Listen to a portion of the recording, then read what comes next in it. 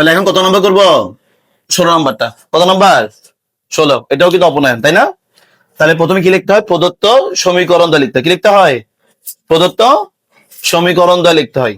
অঙ্কটা বলেন 3x - 2y = 5, তাই না? 3x - 2y = কত? 5। পরেরটা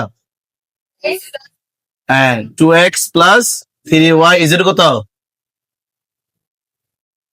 12, 12।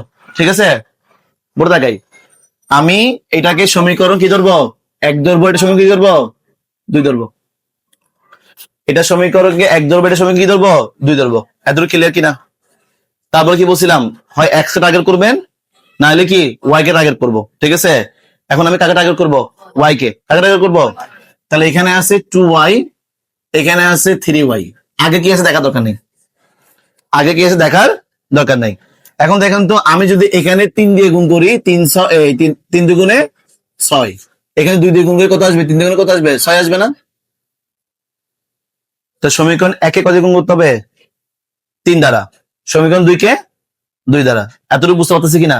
তাহলে আমার সাথে বলেন, বলেন সমীকরণ 1 কে 3 এবং সমীকরণ 2 কে 2 দ্বারা কি করে পাই? গুণ করে পাই। এবার আসেন, সমীকরণ 1 কে কত গুণ করবেন? 3 দিয়ে গুণ করবেন না?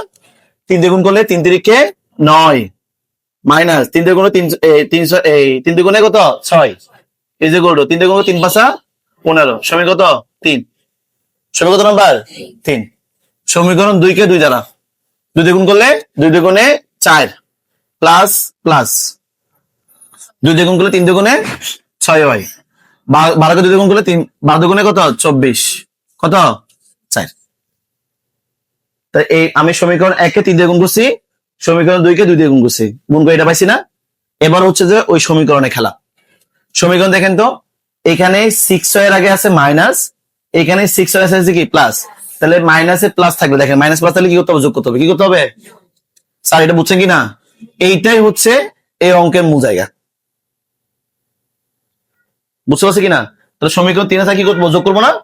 তাহলে সমীকরণ বলেন, সমীকরণ 3 যোগ 4 করে পাই, ঠিক না? এইটা 9x কত?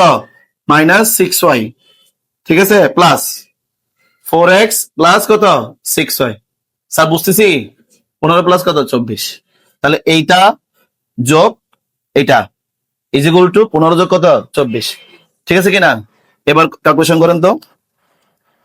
এখানে আছে 9x - 6y প্লাস, এখানে প্লাস আছে মনে মনে, আগে প্লাস আছে, প্লাসে প্লাস ওই গুণের টেবার, প্লাসে প্লাসে প্লাস 4x প্লাসে প্লাসে প্লাস 6y। 15 আর 24 যোগ করলে কত আসে? 5 আছে যোগ করলে 9, 1 যোগ করলে কত? 39। কত স্যার বুঝছে এটা? এবার দেখেন, এবার দেখেন তো, এই প্লাস 6y মাইনাস 6 কি যায়? কাটা যায়। আর 9x প্লাস 4x 13x কত? এখানে আছে 39, এখানে কত আছে? 39। তাহলে x = 39। এখানে 13 গুণ ছিল না? কি যাবে? ভাগ হয়ে যাবে। কি যাবে? তাহলে 39 13 ভাগ করলে কত আসে? 3 আসে। কত আসে? বুঝতে পারছি কি? একবারে কঠিন এগুলা, তা আপনার বলে বুঝেন না বলে। ঠিক আছে, এখন এই x এবং কোথায় বসাবো? সমীকরণ 1 2 3 4 যে কোনো বসাইলেই হয়ে যাবে। হয়ে যাবে না? আমি সমীকরণ 2 এ বসাই। কোথায় বসাই? আপনার ইচ্ছা, আমি যেখানে বসানো কেন। ঠিক আছে, এখানে 2 বসাচ্ছি কেন? এখানে প্লাস আছে। কি আছে? মানে প্লাসের মধ্যে বসালে অঙ্ক মানে সহজ হয়। ঠিক আছে, তাহলে বলেন সমীকরণ 2 এ বলেন, সমীকরণ 2 এ x = কত বসিয়ে পাই? x = 3 বসিয়ে পাই। তাহলে যেখানে y প্লাস আছে সেখানে বসাবেন, তাহলে অঙ্কটা করতে কি হবে? সুবিধা হবে। ঠিক আছে, তাহলে x এখানে কত? 2 না?